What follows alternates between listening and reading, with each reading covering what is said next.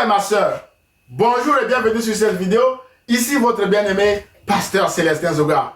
Le titre de notre exhortation d'aujourd'hui est « Pas de compromis avec notre identité en Jésus-Christ ». J'ai une croix en main, mes bien-aimés dans le Seigneur. Tout simplement pour vous dire que notre identité en tant qu'enfant de Dieu découle de la croix, mes bien-aimés dans le Seigneur.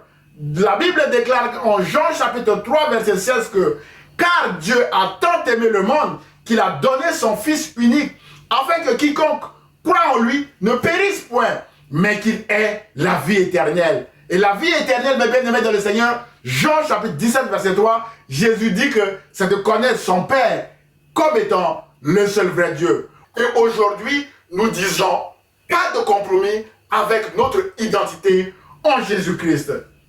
Mon frère et ma soeur, la croix nous divise en deux. Nous avons d'un côté les enfants adoptifs de Dieu, mais bien aimés dans le Seigneur, à travers l'œuvre de Jésus-Christ à la croix, ceux qui ont accepté l'œuvre de Jésus-Christ à la croix et qui déclarent que Jésus-Christ est leur Seigneur et leur Sauveur, sont des enfants adoptifs de Dieu et à ce titre, ils ont les mêmes droits que Jésus-Christ, mais bien aimés dans le Seigneur. Notre activité à droite, je vous dirai pourquoi nous sommes à droite, c'est la paix, c'est le message de pardon, c'est le message de réconciliation, c'est le message d'amour, mes bien-aimés dans le Seigneur. Un amour qui transcende les cultures. Jésus brise toutes les barrières sociales et aime même ceux qui ne sont pas de sa culture. Mes bien-aimés dans le Seigneur, c'est à ce titre que Jésus avait croisé la femme samaritaine. Nos activités toujours. Le pardon, puisque à la croix, Jésus a dit, Père, pardonne-leur car ils ne savent pas ce qu'ils font. Mes bien-aimés dans le Seigneur, notre activité, la réconciliation. Mes bien-aimés dans le Seigneur, nous sommes réconciliés avec Dieu à travers l'œuvre de Jésus-Christ à la croix. Notre activité, mes bien-aimés dans le Seigneur, c'est la justice de Dieu. La justice de Dieu était parfaite. Cette justice est parfaite. Jésus l'a rendue parfaite par son œuvre à la croix. Mes bien-aimés dans le Seigneur, mon frère et ma soeur, je vous invite à lire la Bible. Vous saurez à travers la Bible toutes nos activités, les bien-aimés dans le Seigneur. Mais rappelons-nous de ceci. La croix, c'est un message de pardon. C'est un message d'amour. C'est un message de réconciliation. C'est un message de justice. C'est un message de paix. Parce que quand Jésus est descendu de la croix, il a dit à ses disciples qui l'ont trahi et abandonné, que la paix soit avec vous, mes bien-aimés dans le Seigneur. Mon frère et ma soeur, si vous acceptez Jésus-Christ comme votre Seigneur et Sauveur, vous êtes amis de la croix et vos activités sont identiques aux activités de Jésus-Christ. Mon frère et ma soeur, s'il y a des amis de la croix, il y a également des ennemis de la croix. Vous allez me dire, pasteur, quelle est leur activité, mes bien-aimés dans le Seigneur? L'activité principale des ennemis de la croix, c'est de s'opposer à la propagation du message de la croix, du message de l'évangile, du message de lumière qui peut sauver mes bien-aimés dans le Seigneur. Et cette activité principale se fait à travers la ruse, à travers le mensonge.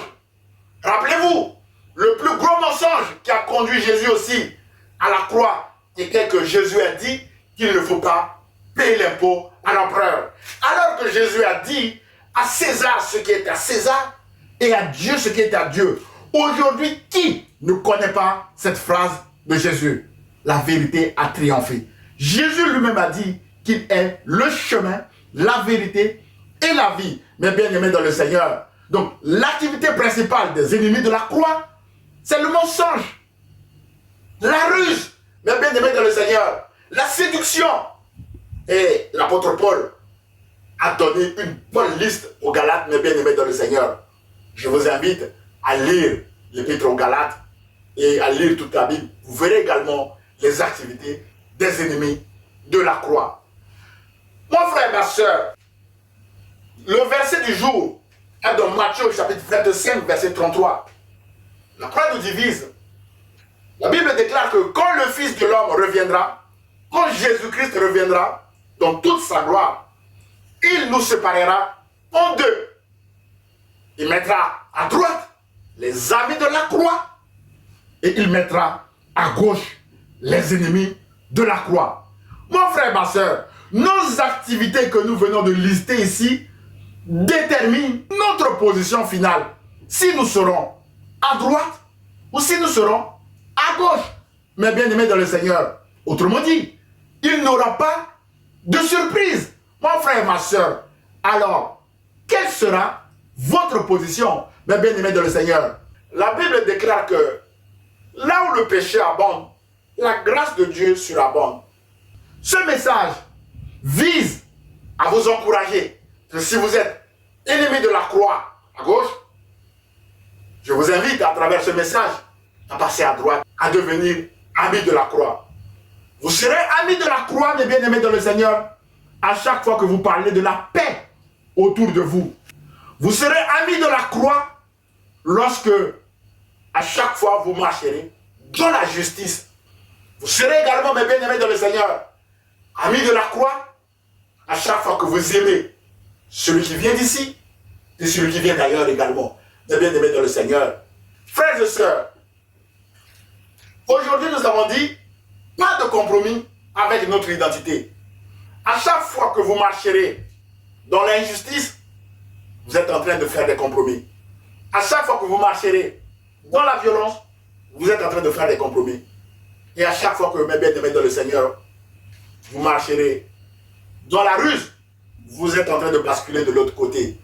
Mon frère et ma soeur, il est important également de connaître l'identité des personnes avec qui vous traitez dans la vie. Je donne un exemple. Revenons à la croix. À côté de la croix de Jésus, il y avait deux croix, mes bien-aimés dans le Seigneur. Il y avait une personne à sa droite et une personne à sa gauche. Mon frère et ma soeur, l'une des personnes qui était à côté de Jésus a dit, mais n'es-tu pas le Messie? Sauve-toi toi-même et sauve-nous. Il ne connaissait pas vraiment l'identité de la personne qui était au milieu. Il ne savait pas vraiment ce que cette personne pouvait faire, même en étant sur la croix. Il ne savait pas. La Bible dit que ce malfaiteur l'a insulté. Et la Bible déclare également que l'un des malfaiteurs a repris l'autre en lui disant, ne crains-tu pas Dieu? Toi et moi, nous méritons nos actes. Pour ce malfaiteur, il n'y avait pas de surprise. Ce qu'ils avaient fait les avait amenés là, les bien-aimés dans le Seigneur. Raison pour laquelle nous disons que être amis de la croix ou ennemis de la croix, il n'y a pas de surprise.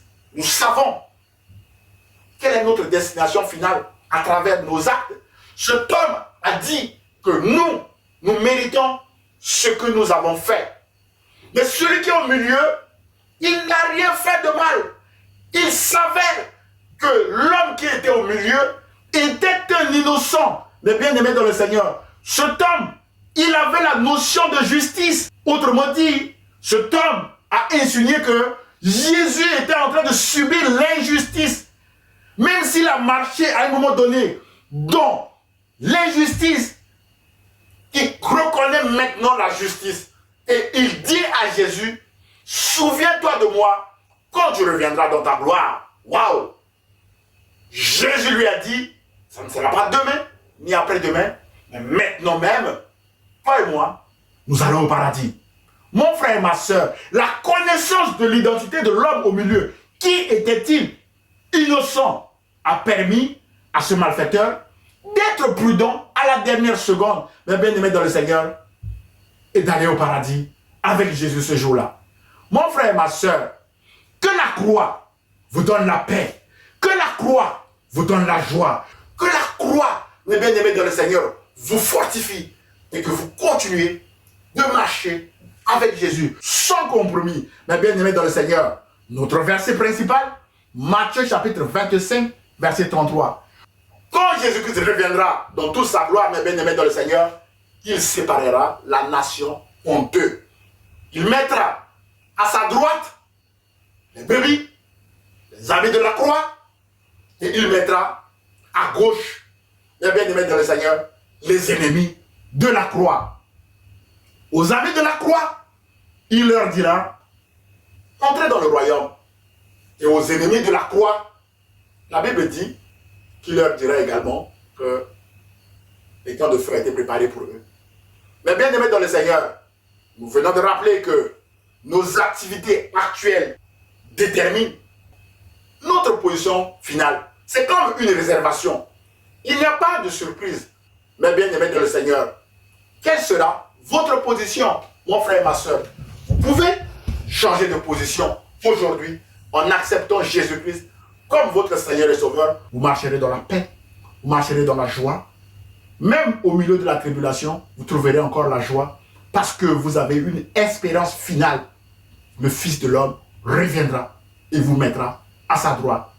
Bien-aimés dans le Seigneur, Dieu vous aime et il vous dit, ne faites pas de compromis avec votre identité en Jésus-Christ.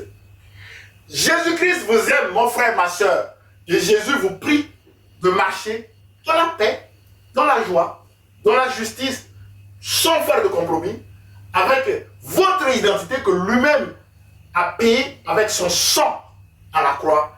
Mais bien aimé dans le Seigneur, et l'Église protestante évangélique Philadelphie, à travers ma voix, vous aime également en vous disant que la paix de Jésus-Christ soit avec vous. À très bientôt mes chers amis. Au revoir.